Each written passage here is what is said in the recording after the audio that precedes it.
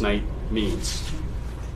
Under the order, Canadians continue to be allowed to come to Ottawa with their children if they choose to engage in peaceful, lawful protest. The order only restricts people from coming to Ottawa with intention to engage in violence, block critical infrastructure, or to disrupt trade. The Freedom Convoy and our supporters have always denounced violence. We only support peaceful protest. We are here in peaceful, lawful protest, seeking the restoration of our fundamental rights and freedoms. All Canadians should be surprised, no matter your political opinions, that the federal government has resorted to such an extreme and authoritarian measure like the Emergencies Act, and that the government wants to use force against a peaceful demonstration.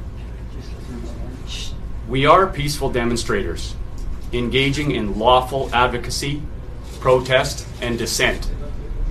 The federal government emergency order clearly states that this protest is allowed to continue as long as the protesters are peaceful. The government is trying to order the police to use force against Canadian citizens who are peacefully demonstrating. As Canadians, we cannot allow this to happen. We call on our fellow Canadians to come to Ottawa to exercise their legal right of assembly and protest. The more Canadians that come to Ottawa will make it harder for the government to get the police to follow their illegal order.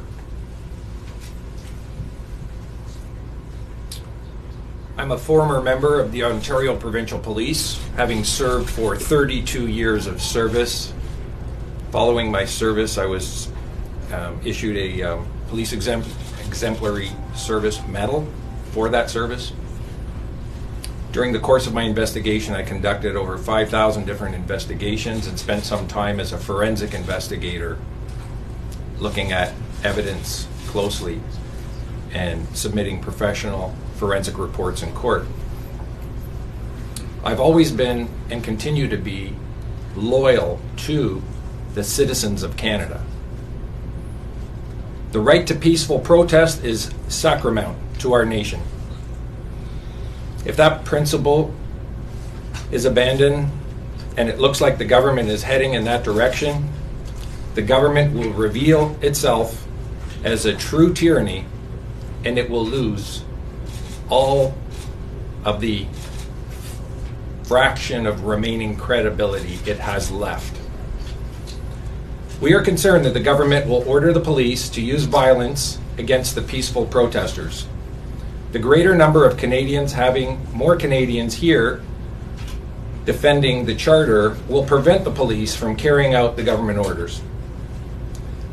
The convoy is conducting a lawful protest. We recognize there is a democratic process under which change occurs, and we have no intention of acting outside the realm of this democratic process. We continue to ask for nothing more than the restoration of our rights and freedoms with respect to mandate and vaccine passports.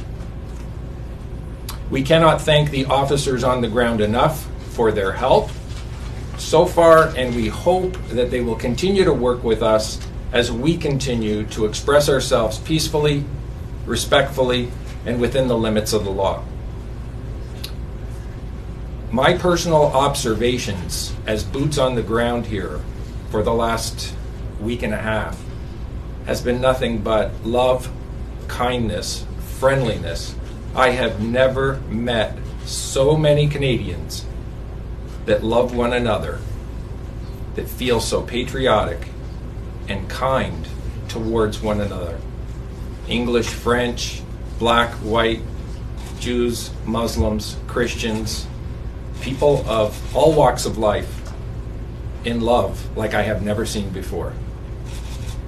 The state-sponsored media reporting seems to be an inversion of reality. We, the police, military, veterans, stand for freedoms and democracy, not for the agenda of the World Economic Forum. My name is Eddie Cornell. I'm a 22-year veteran of the Canadian Forces in the combat arms trade.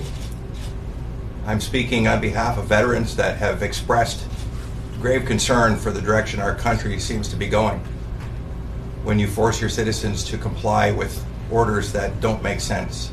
So we have lended our voice to the truckers movement and convoy with supporting the reducing of their mandates and removing them.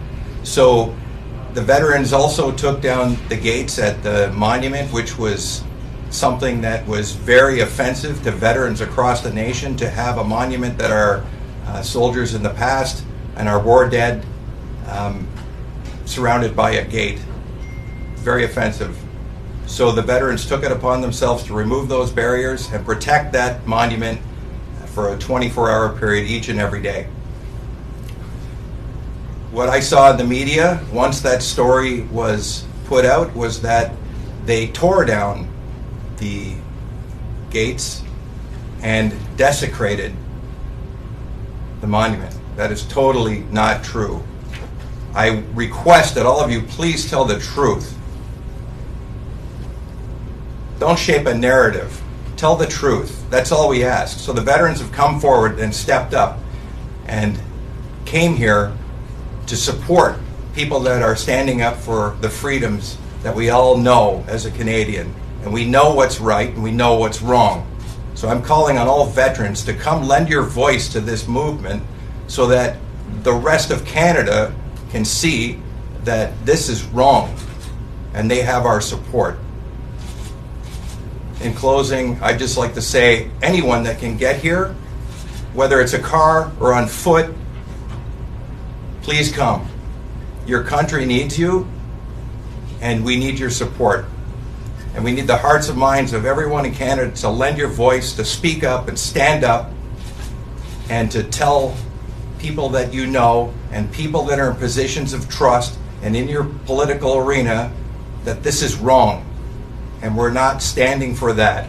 They need to listen to what people have to say, and up to this point, no one has been listening.